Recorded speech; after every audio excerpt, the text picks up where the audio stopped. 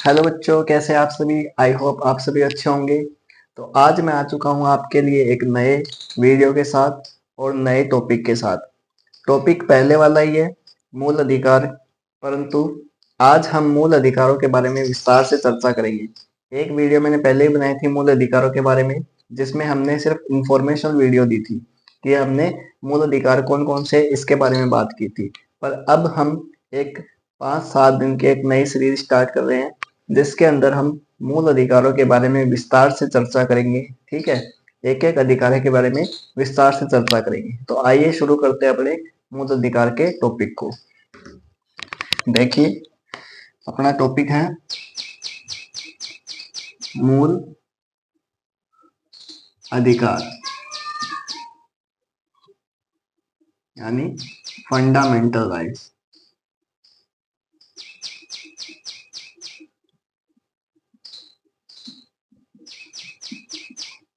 ठीक है, मूल अधिकार, पहली बात तो मूल अधिकार है क्या? जो एक आम इंसान के या फिर आम नागरिक के जो अधिकार होते हैं, ठीक है, उनको हम मूल अधिकार बोल देते हैं। और मूल अधिकारों की बात करें तो संविधान के भाग 3 में इसका वर्णन है। कौन से भाग में? भाग 3 में इसका वर्णन किया गया है। और भाग 3 में कितने अनुच्छेद हैं इसमें? तो अनुच्छेदों की बात करें यानी आर्टिकल्स की बात करें तो अनुच्छेद 12 से 35 तक आपके मूल अधिकारों का क्या किया गया है? वर्णन किया गया है, जिसमें आपके मूल अधिकारों के बारे में विस्तार से चर्चा की गई है कि मूल अधिकार है वो क्या है और किस प्रकार से अपनी भूमिका अदा करते हैं। तो देखिए, मूल अधिकारों के बारे में अपन विस्तार से चर्चा करेंगे, पर उससे पहले आपको कुछ बता देता हूँ। तो देखिए, मूल अधिकार है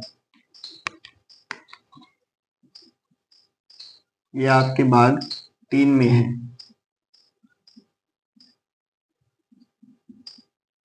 और भाग 3 को भारत का मैग्ना कार्टा, भारत का मैग्ना कार्टा की संज्ञा दी जाती है। तो देखिए, मैग्ना कार्टा जो शब्द है वो यहाँ का नहीं, ये कहाँ से लिया गया है? ये लिया गया है इंग्लैंड से। ठीक है, तो बात ऐसी है कि 1215 की बात है। इंग्लैंड का राजा हुआ करता था जॉन। उसने अपने राज्य में जो सामंत थे उनके दबाव से एक नागरिकों के लिए अधिकारों का एक प्रपत्र यानी फॉर्म जारी किया। ठीक है, और उस फॉर्म को क्या कहा गया? मैग्ना कार्टा कहा गया। तो वहां से ये मैग्ना कार्टा शब्द लिया गया है। और जो 1215 में इंग्लैंड में जॉन के द्वारा जो प्रपत्र यानी फॉर्म जारी किया गया था, वो देश का नहीं, मतलब देश का नहीं, पूरे विश्व का पहला मूल अधिकारों का प्रपत्र था यानी फॉर्म था। यानी पहली बार मूल अधिकार है, जो नागरिकों के मूल अधिकार है, वो कहाँ दिए गए थे? इंग्लैंड में दिए गए थे। और किसके द्वारा? 1215 में राजा जॉन थे इंग्लैंड के, जिसके द्वारा एक प्रपत्र जारी किया गया था। तो वहां से ये मैग्ना कार्टा शब्द लिया गया है। इसीलिए भाग 3 को भारत का मैग्ना कार्टा की संज्ञा दी जाती है। अब बात करें कि मूल अधिकार हैं कितने, तो उससे पहले अगर बात करें अपन कि पहले जब संविधान बना था उस टाइम पे कितने थे, तो उस टाइम पे तो भैया एक भी नहीं थे, बाद में जोड़े गए थे। तो देखिए, अगर मूल अधिकारों की बात करें तो मूल अधिकारों की बात करें तो मूल संविधान में या मूल संविधान द्वारा कितने मौलिक अधिकार दिए गए थे अपने को? 7 मूल अधिकार या फिर मौलिक अधिकार दिए गए थे।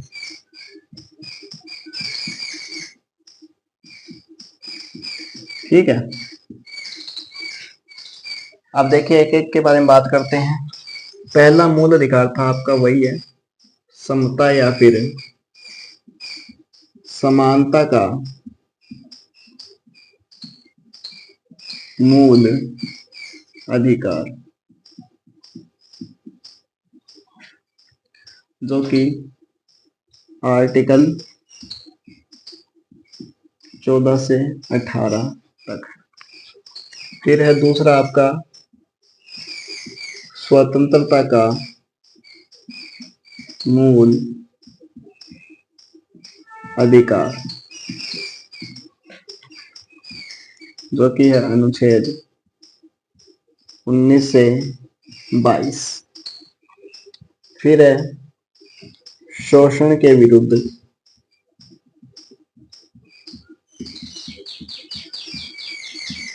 मूल अधिकार,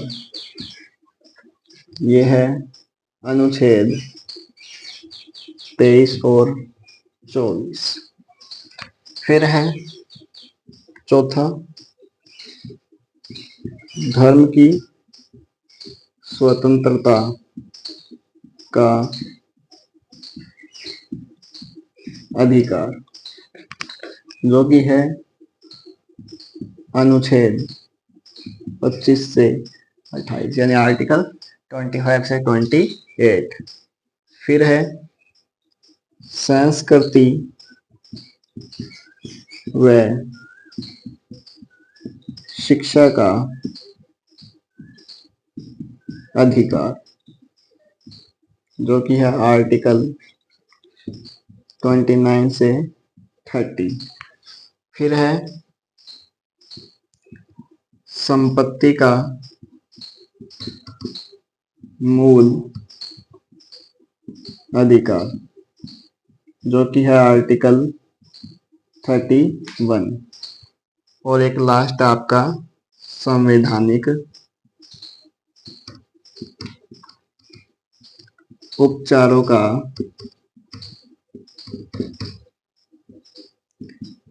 अधिकार, जो कि है आर्टिकल 32। तो देखिए सब मूल संविधान आपके, उसमें आपको कितने अधिकार दिए गए थे? 7 मूल अधिकार दिए गए थे, या फिर 7 मौलिक अधिकार दिए गए थे, जिसमें से पहला आपका समता या फिर समानता का मूल अधिकार, जो कि है अनुच्छेद 14 से 18। फिर है स्वतंत्रता का मूल अधिकार, जो कि अनुच्छेद 19 से 22। फिर है शोषण के विरुद्ध मूल अधिकार, जो कि है अनुच्छेद 23 से 24। फिर है धर्म की स्वतंत्रता का अधिकार, जो कि अनुच्छेद 25 से 28। फिर है संस्कृति व शिक्षा का अधिकार, जो कि अनुच्छेद 29 से 30। फिर है संपत्ति का मूल अधिकार अनुच्छेद 31। और संवैधानिक उपचारों का अधिकार अनुच्छेद 32। ठीक है, पहले ये लिख लीजिए, और ये ध्यान रखना है लाइन लिखनी है, मूल संविधान द्वारा 7 मूल अधिकार दिए गए, ये चीजें लिखनी जरूरी है। ये लिख लीजिए ज्यों का त्यों।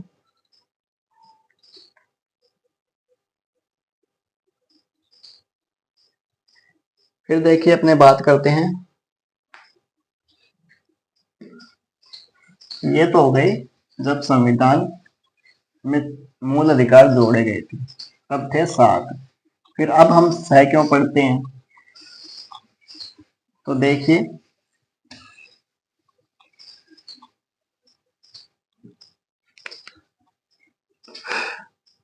आपका एक अधिकार है, जो कि है संपत्ति का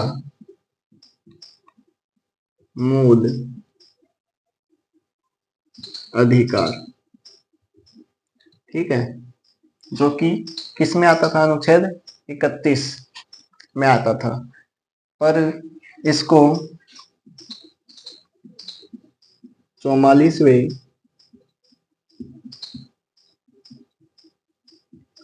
संविधान संशोधन के द्वारा, जो कि आपका 1978 में हुआ था, द्वारा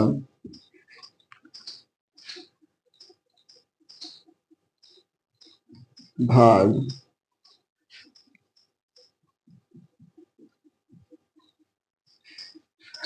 12 के अनुच्छेद 300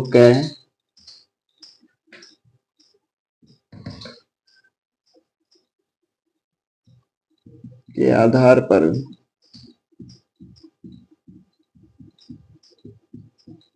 कानूनी अधिकार बना दिया गया है।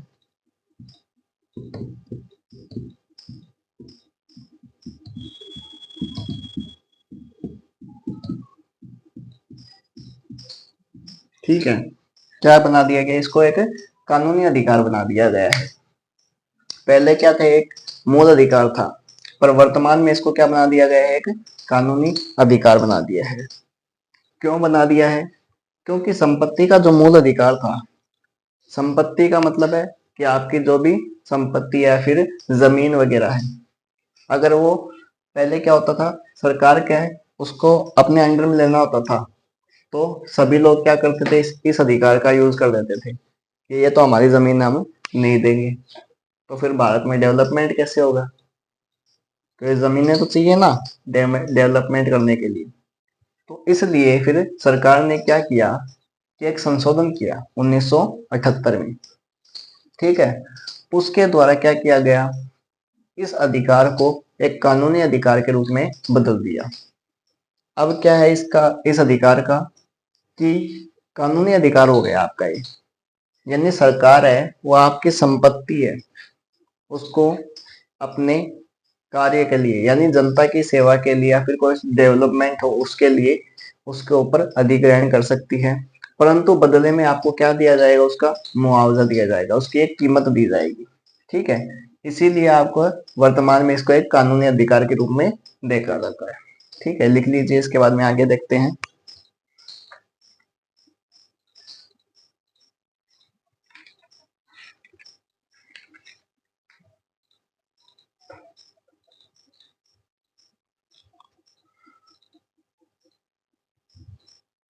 अब देखिए, बात करते हैं अपने टॉपिक के बारे में, यानी शुरू करते हैं अपने टॉपिक को, मूल अधिकार को पढ़ना। तो शुरुआत हम कहाँ से करेंगे, आर्टिकल बताया था मैंने 12 से 35, तो शुरुआत करते हैं अपन अपने आर्टिकल 12 से, या फिर अनुच्छेद 12। इसमें क्या कहा गया है, तो इसमें राज्य की परिभाषा बताई गई है। राज्य की परिभाषा का मतलब ये नहीं है कि राज्य क्या होता है ये बताया गया, नहीं। राज्य की परिभाषा ये दी गई है कि राज्य के अंतर्गत कौन कौन से चीजें शामिल होंगी। ठीक है, जैसे भारत है वो एक राज्यों का संघ है, तो उसमें जितने भी आने वाले राज्य हैं उनको उनकी कौन कौन सी चीजें सम्मिलित होंगी राज्य के अंदर, तो राज्य की परिभाषा अनुच्छेद 12 में ये बताया गया है। तो देखिए, राज्य के अंदर कौन कौन सी चीजें सम्मिलित हैं। पहली बात, भारत है, तो भारत को चलाती कौन है, पूरे भारत को तो चलाती है सरकार, या फिर बोल देते हैं केंद्र सरकार। अब केंद्र सरकार कहाँ से ऑपरेट होती है, संसद से, तो संसद। ठीक है, फिर राज्य क्या जाते हैं, तो राज्य में राज्य सरकार हुई आपकी,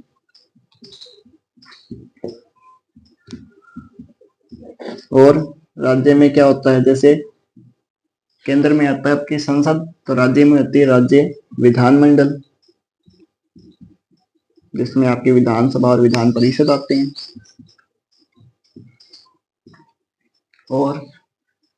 और बात करें तो स्थानीय निकायों की, स्थानीय निकाय कौन से हैं, जैसे नगर पालिका, और क्या क्या आते हैं, और आते हैं आपके पंचायत। ठीक है, और आते हैं जिला बोर्ड न्यास, जिला विकास बोर्ड।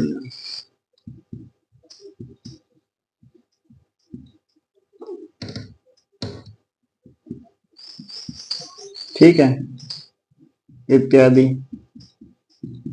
और इसके अलावा कौन से आते हैं? इसके अलावा आते हैं कानूनी या फिर गैर कानूनी, सॉरी, संवैधानिक या फिर गैर संवैधानिक जो निकाय होते हैं, जैसे कि LIC है, ONGC है, ठीक है, सेल है, ठीक है। ये क्या है? गैर संवैधानिक निकाय है, फिर गैर सरकारी निकाय है, यानी सरकार ने क्या है, प्राइवेट कंपनियां हैं, ठीक है। तो प्राइवेट चीजें भी किसके अंतर्गत आती हैं? राज्य के अंतर्गत आती हैं, ठीक है। ये लिख लीजिए, ये आपकी राज्य की परिभाषा में ये चीजें शामिल की गई है, ठीक है।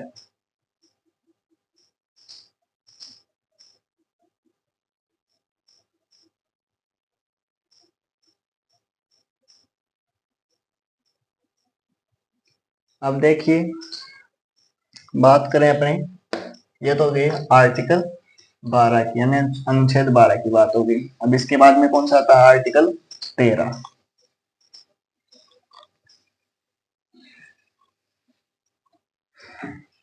तो आर्टिकल 13 में क्या कहा गया है, देखिए आप, या फिर अनुच्छेद 13, इसमें है मूल अधिकारों से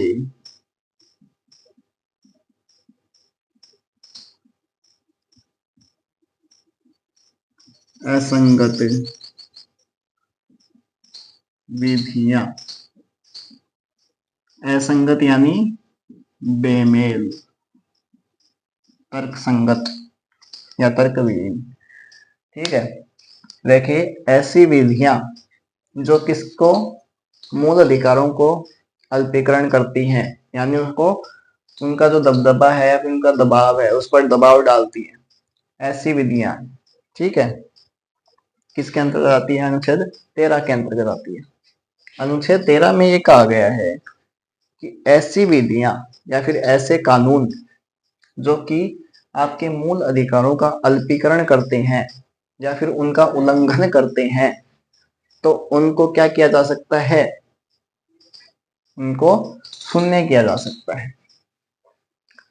शून्य का मतलब कि उन कानूनों या फिर विधियों का जो प्रभाव है वो शून्य हो जाएगा।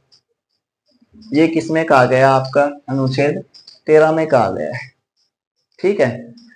या फिर दूसरी बात करें तो इसके अंतर्गत आती है आपकी न्यायिक समीक्षा, और ये किसके द्वारा की जाती है? आपके न्यायालय के द्वारा करता है, न्यायालय के द्वारा की जाती है। एक तो उच्चतम न्यायालय यानी सर्वोच्च न्यायालय,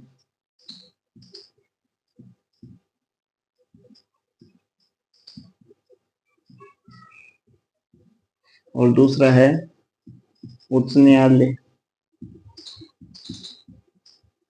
ठीक है। उच्चतम न्यायालय हो न्यायिक समीक्षा करता है अनुच्छेद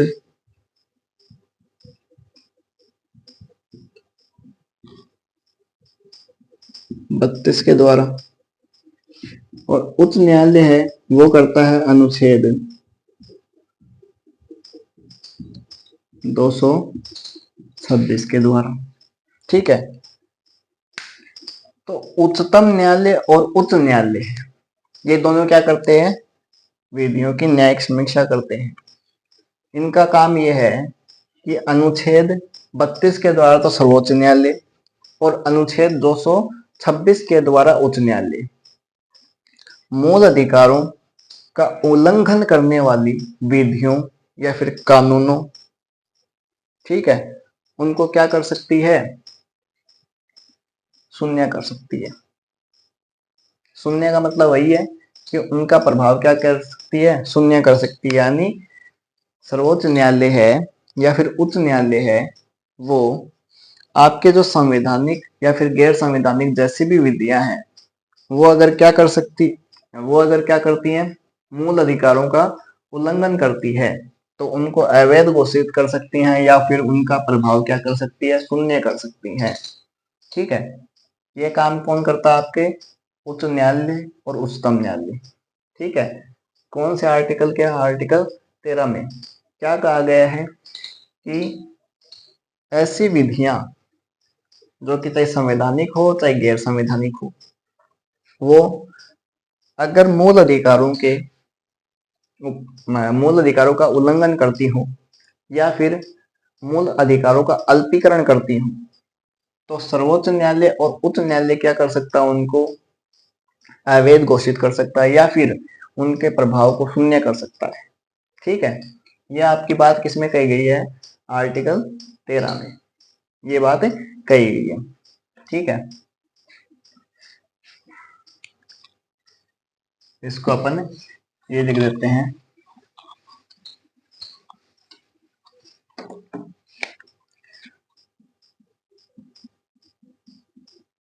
न्यायिक समीक्षा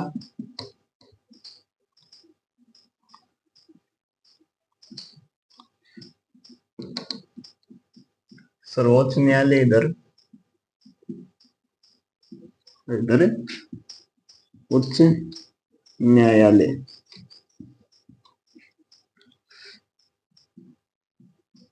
आर्टिकल 32 और यहाँ पर आर्टिकल 226। ठीक है, दोनों को ऐसे ले आकर उसके बाद में क्या करना, लिखना है मूल अधिकारों का उल्लंघन करने वाली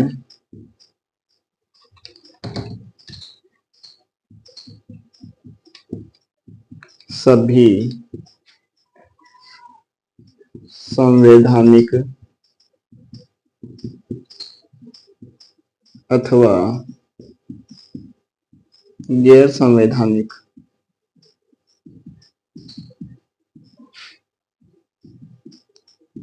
विधियों को अवैध घोषित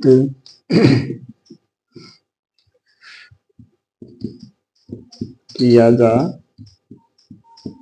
सकता है। ठीक है, ये लिख लीजिए। इसके बारे में थोड़ा आगे बात करते हैं।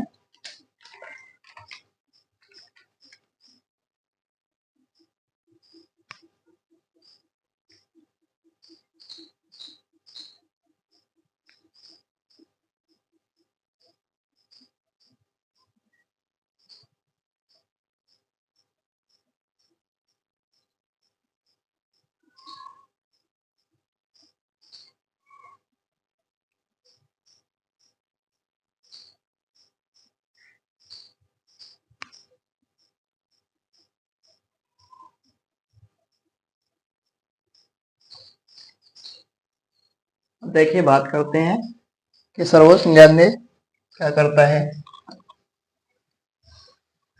सर्वोच्च न्यायालय और उच्च न्यायालय क्या करते हैं? किसी भी विधि को क्या कर सकते हैं? अवैध घोषित कर सकते हैं। अब देखिए, विधियां बनाता कौन है? तो देखिए, केंद्र की बात करें तो केंद्र में बनती है संसद के द्वारा, और राज्य की बात करें तो राज्य में बनती है विधानमंडल के द्वारा। ठीक है, तो पहली बात, स्थायी विधियां किसके द्वारा बनाई जाती हैं? एक तो संसद व राज्य विधानमंडल द्वारा पारित।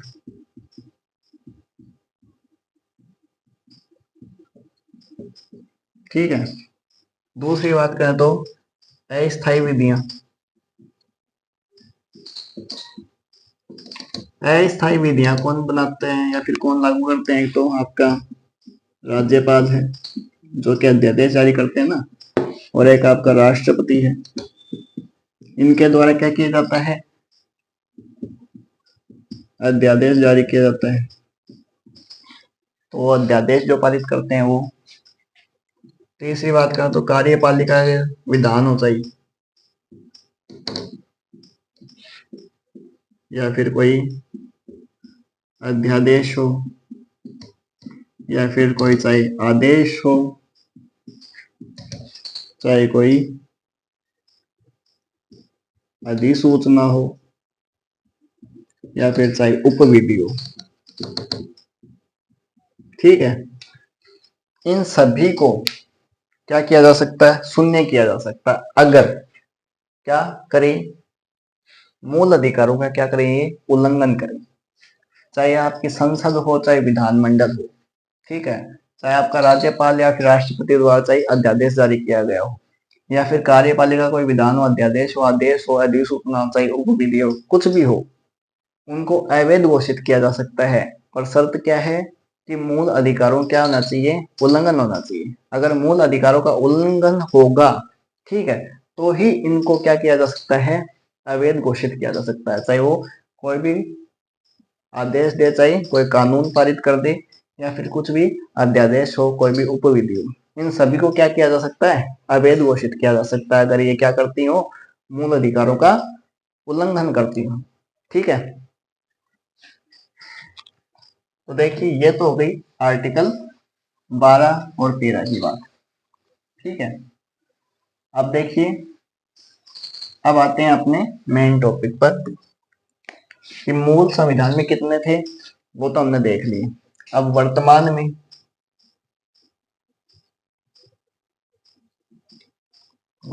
में मूल अधिकार, तो अब जो लेटेस्ट में है अपन वो पढ़ेंगे। तो लेटेस्ट में कितने अपने 6 मूल अधिकार हैं। पहला है वही समता या फिर समानता का मूल अधिकार, आर्टिकल वही है अनुच्छेद 14 से 18। दूसरा है स्वतंत्रता का मौलिक अधिकार, अनुच्छेद 19 से 22। तीसरा है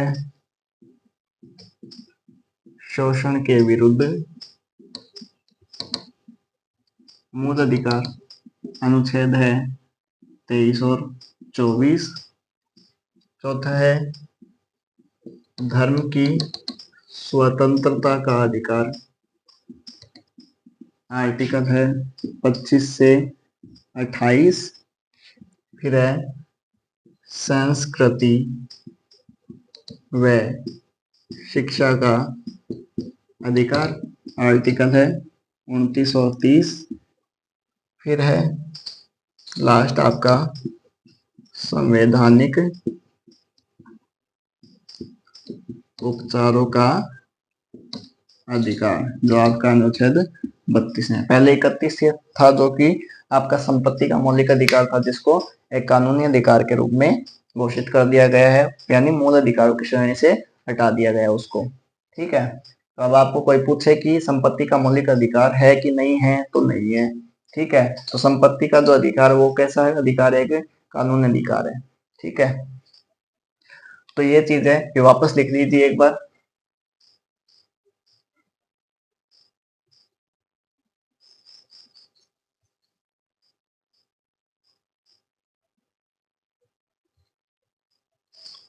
तो ये तो हो गई अपने मूल अधिकारों की शुरुआत की बात। अब अपन कल से पढ़ेंगे समानता का मौलिक अधिकार या फिर समता का मौलिक अधिकार। यानी अब इन 6 मौलिक अधिकारों के बारे में अपन एक एक मौलिक अधिकार हर एक वीडियो में विस्तार से चर्चा करेंगे, ठीक है, जिससे हम इनके बारे में और अच्छे से जान पाए, ठीक है। तो आज के लिए इतना ही। कल से अपन एक एक मौलिक अधिकारों को विस्तार से पढ़ेंगे, ठीक है। अगर वीडियो अच्छा लगे तो चैनल को सब्सक्राइब करें और वीडियो को लाइक करें और बेल आइकन को प्रेस करें। धन्यवाद।